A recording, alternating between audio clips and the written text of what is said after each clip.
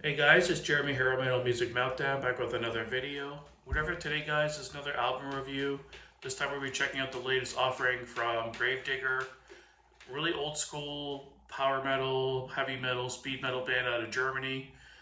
This is kind of a newer band for me. I discovered them about 5 or 6 years ago.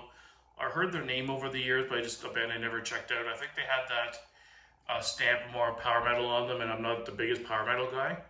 But I give them a listen 5 or 6 years ago, and I really dug their sound.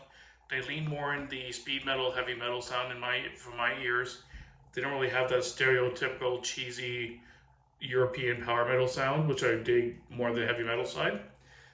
So, like I said, this is their 21st album entitled Bone Collector. 11 tracks, 46 and a half minutes long. And starting with the album cover, looks really cool. Love the color schemes. You can tell it's AI generated just by the details in the picture. It's everything's like some things look kind of morphing looking, or like it doesn't look quite right. It looks so good. It's a cool image, but I just wish bands would kind of stop using AI for their artwork and go back to using artists to paint or draw an image or photography or something. But it is what it is. That's kind of the trend of how it's going. It's just a way for the artist and band and labels to save money, but it is what it is. So let's jump right into the album, guys. Like I said, I'm not so versed on Gravedigger because I'm a little bit newer to them. I've listened to probably 7 or 8 of their albums so far. It's one of those bands that where if you like one album, you're going to like them all. They put out kind of the similar album each time, kind of similar to AC/DC or Motorhead. They kind of follow the same formula, but it's a good thing because if it's not broke, don't fix it kind of situation. They put out killer heavy metal sounding albums, so there's no reason for them to change. This one kind of followed the same pattern. Really solid album, opening up with the title track Bone Collector. Super speed metal, high intensity, high tempo, thrashy kind of riffs. I love this guy's voice. He really reminds me of Lemmy from Motorhead. He's got such a gruff in his voice. He's not quite exactly like Lemmy, but very similar in a lot of ways. The second track, The Rich, the Poor, and the Dying, was another blistering speed of thrash and speed metal riffs. Really high intensity. Didn't sound like power metal at all to me. Just really, really good heavy metal, speed metal song. Catchy choruses in this album. Really good riffs as well. Really memorable riffs as well. And then later on in the album, getting a little bit further down, starting at like the Devil's Serenade #4, the Edifice slowed down the tempo and made it more of a mid-paced heavy metal song. I really dug this song. One of my favorites on the album. Really catchy chorus, kind of a sing-along, fist in the air kind of tune. A lot of groove in that song as well, which I really enjoy. And I find the sweet spot for this band is not necessarily the super fast, thrashy stuff.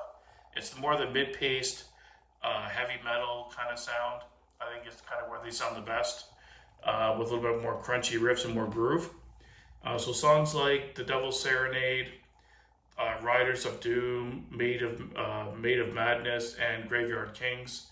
A little bit further down, further down in the album were kind of more standard tracks for me, just because I enjoy that kind of sound from them overall, which is surprising because I'm a thrash head. I love the high intensity, speed and thrash metal, but for this band specifically, like I said, their overall tonality and their vibe, when they do the more mid-paced tempo stuff, I think it sounds the best. And then last song on the album, Whispers of the Damned, a little over 6 minutes, the longest song on the album.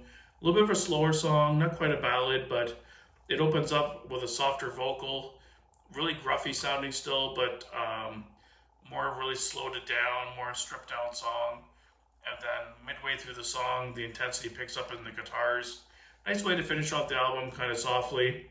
But overall, really good album. Songs are typical Gravedigger sounding, like that mid-paced to high-paced speed and heavy metal. Standout tracks for me. From the faster tracks, I go with The Rich, the Poor, and the Dying. And then for the other tracks, I really like the Devil's Serenade. I love Riders of Doom. I loved Graveyard Kings was really good as well. And Made of Madness was a really cool song as well. So those are probably my standouts from the album. But the whole album's really solid. I wouldn't say there's any bad tracks on the album. Production was really good too, very bombastic. The guitar sounded heavy, the drums were punchy, everything was well balanced in the mix. Yeah, just a really solid Gravedigger album. No surprises really, just another great album from this band. For a ranking, I'm going to give it an 8 out of 10. Definitely one I want to pick up for my collection. I could definitely see myself spinning this pretty regularly. And it's definitely a band I want to pick up a lot more of their discography over time. So thanks for watching, guys. Let me know down below what you thought of the album. Next week, we're going to be diving into the new one from Ice War. A lot of you might not be familiar with them. They're kind of a little more local band to me, a traditional kind of speed metal band out of Ottawa, Ontario. So stay tuned for that next week, and we've got some other videos coming up during the week as well. So thanks for watching, guys, and keep it metal.